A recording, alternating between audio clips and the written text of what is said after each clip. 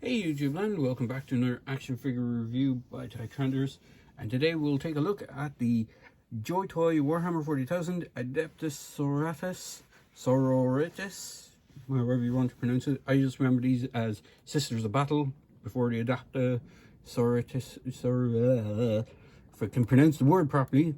Before I remember them being called these as a kind of a default. And then this is Battle Sisters Sister Ludwenna. And this is one of, if I remember correctly, there's like 5 in this wave, and then there's like a mech suit as well. So I picked this one up over in Locker Toys because I had some kind of points that I could throw against, basically giving me a slight discount. I do recommend Locker Toys for picking up stuff. There is a few other places that do the Joy Toy line as well. I found Locker Toys to be pretty good. They tend to have this kind of reward system, so the more you buy, the more points you get, and then you can throw those points in against either getting a complete free figure, I would imagine, or just knocking off the price, or giving yourself a discount on figures as well, which is kind of a nice thing.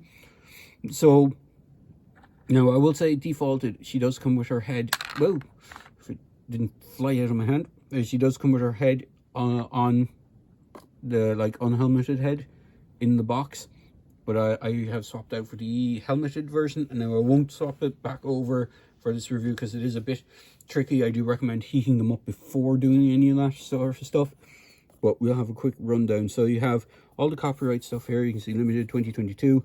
These came out just around December 22, so basically near the end of the year, start of January. I picked this one up. I do want to get the whole set, but since this one has been announced, or this one's been released, they've announced 2 other orders, which is Order of the Sacred Rose and Order of the Bloody Rose, and was it Order of the Sacred Lady? I can't remember if that's the right one. It's the silver armor white tabards, and the red armor with white tabards. If I recall that correctly, it could be silver armor, black tabards. Could be mixing that up. But this is Order of the Martyred Lady, which is pretty much the same order that the original version of the McFarlane figures went with as well. So like the first Sisters of Battle from McFarlane were using this, then they released Order of the Bloody Rose as well. But this is a really cool figure. Now she has one of her accessories in hand. She comes with, in fact, I don't think I've even swapped out her hands. I think these are the default hands that she came with. I don't remember swapping them out, but we'll get into that in a minute. What I'm going to do is I'm going to move her box out of the way. We did kind of quickly look at the box so we'll see what you get. It is a plastic tray inside, just to be wary. So I'm going to get her into a kind of more neutral stance, standing pose, and then we'll bring the tape measure so we can see how tall she stands. She should stand in around the 4-inch mark. And you can see the little feet belong to another figure in the background here, so I'm just going to push those out of the way. So she should stand just around 4 1/4, I would say. She's wearing power armor. She's going to stand taller than an average human, so there is that to take into consideration. But overall, she should be smaller than a Space Marine, which I believe the height is right on it. One thing that's weird on these is they still have this rotating piece on the backpack, which shouldn't actually rotate because these ones don't, like the ones on the Space Marines. They have like the exhaust piece underneath, so you can kind of move them around the place. I don't think they're really intended to be moved around, but she is quite a nice sculpted figure. But before we get into the figure, we'll go through the accessories. So the main reason I got this one is I got it for this. It is the flamethrower from the 40k universe. I just thought it looked really cool. There is 2 special weapon ones. There's a flamethrower, and I believe the other one is a melt-a-gun.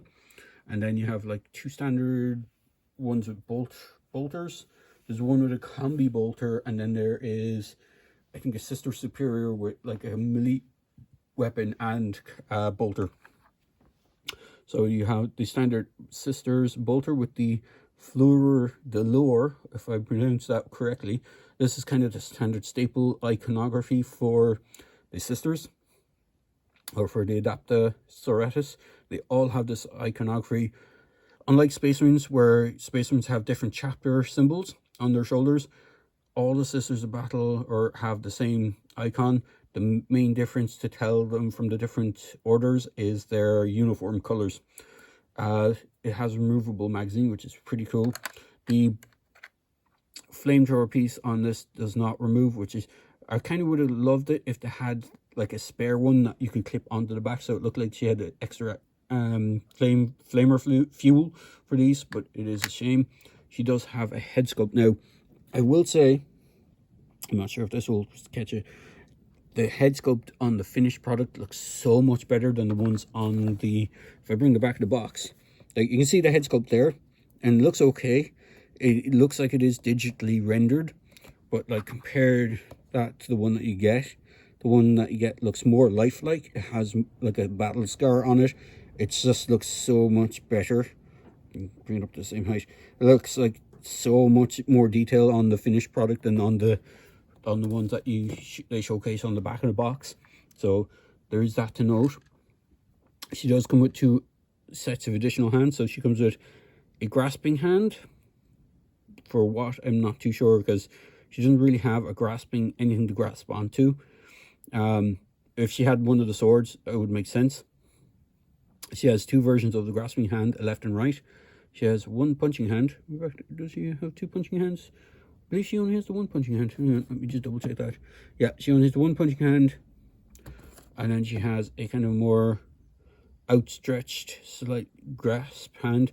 And then the default hand she comes with are the trigger finger hands for her weapons. Now, I do have this one outstretched a bit more because I've had the bolter in 2-handed pose, and I find that this one tends to be a bit easier to work with. But articulation wise, she's quite nice. Her head is on a double ball joint, so there's a ball at the base of the head, or the neck, where the head sits into the body, and then there's one on the base of the helmet as well. It's pretty much the same that's on the base of the head, so you get good range of movement. So left, right, up, down. I like the way they did the white on the iconography. It's not a pure white. There is shading going on that. You can see the symbol on the knees and the legs are quite nicely done. She has the red tabards, and it goes into a dark red wash as well. All the little buttons are painted. Even the iconography on the back is painted. This is a separate piece in the box, but it goes on pretty tight. And the arms are nicely done. So the arms can really only go up that much because these pauldrons do get in the way. You can kick forward with them, you can kick back. You can't do a 360 because you could push these out of the way, but they are intended to be glued in place, so you could potentially break those. She has upper diaphragm joint. She does have a waist swivel as well, which is hidden by the corset piece. She has a relic that is kind of a standard thing for all Sisters of Battle. They all have like a almost Inquisition style relic on them, or it looks like the Inquisition iconography, because these are part of the witch hunters kind of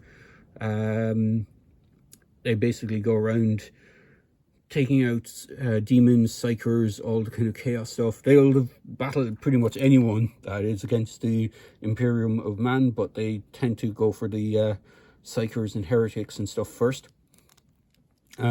She has that much of a kick on the hip. She can kick forward. She has dual jointed knees, which is quite nicely done. It's actually quite nicely hidden as well. She has rocker ankles. She does have peg holes. There's no peg stand with them, but if you have something that has a stand, maybe a standard stand, if you find one of the peg holes on these things, she might fit that pretty nicely. Bear with me. Yeah, she does fit if you have like one of these bases that are from Fortnite, it has the peg hole on it. She seems to stand on that not too bad. And her hands are on swivels. They're actually on like a ball peg, so you can get a bit of a in and out with it. It's just depending on which way you get that joint. So it's all depending on which way the joint is. There's a single jointed elbow, not dual jointed, unlike some the Space Marines. I think the Space Marines have double jointed, but like they are a smaller figure. So all in all, she is a pretty good figure. So there's at our articulation point on the backpack. doesn't need to be there really, to be honest, because they don't use them like that in game, I don't think, or not in game, but on the miniatures.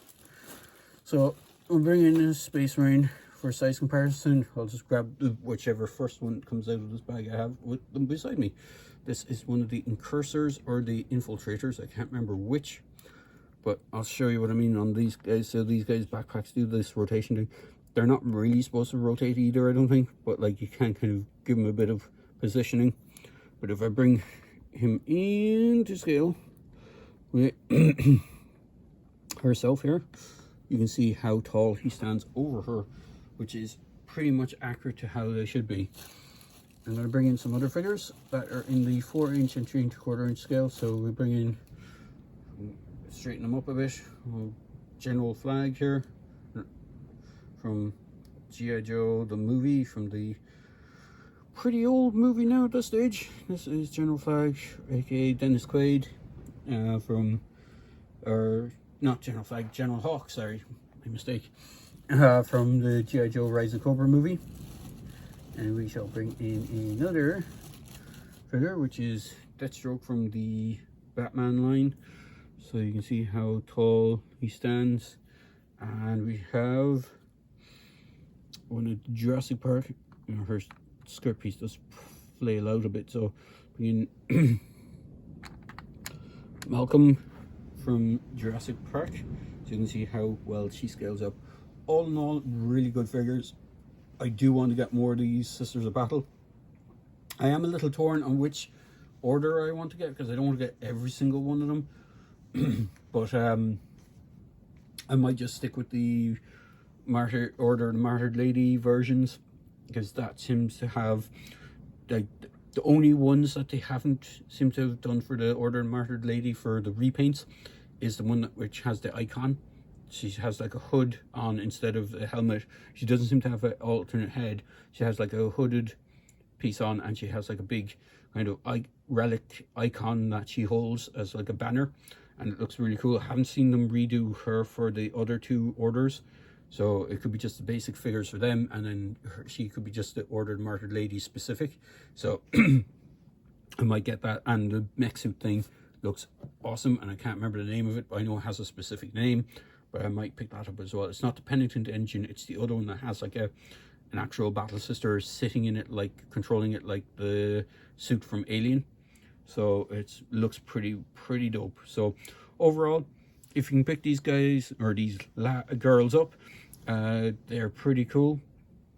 And if you're a fan of the 40k universe, they are pretty awesome. You just have to find which ones you want. You could probably buy multiples of them, because once you have the helmet head on, they're pretty much standardized. And the cool thing about them is they actually give you a couple of weapon options, so you can build pretty much a squad of 10 easily enough with a special weapon. They don't seem to have any of the heavy weapon ones yet, which I hope they will do, but you could pretty much build a standard Sisters squad by just buying duplicates of the normal Sisters and just leaving the helmet head on, and then you have a couple of them without a helmet on. So all in all, great figure. I do recommend it, and if you can pick one up, do so. So there you go, guys. I hope you enjoyed this quick video review for the Sisters of Battle, Sister Ludwenna. I'm sure I'm butchering the name, but as always, please feel free to like, comment, and subscribe to my channel. Cheers, guys.